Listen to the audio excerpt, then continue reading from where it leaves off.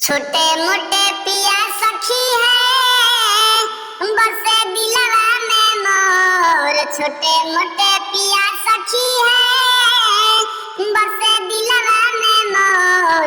छेना जैसे लागेले बहुते बीजोर। हसमुखी साजनवा के ले गइल चोर। हमारा सुनर साजनवा के ले गइल चोर।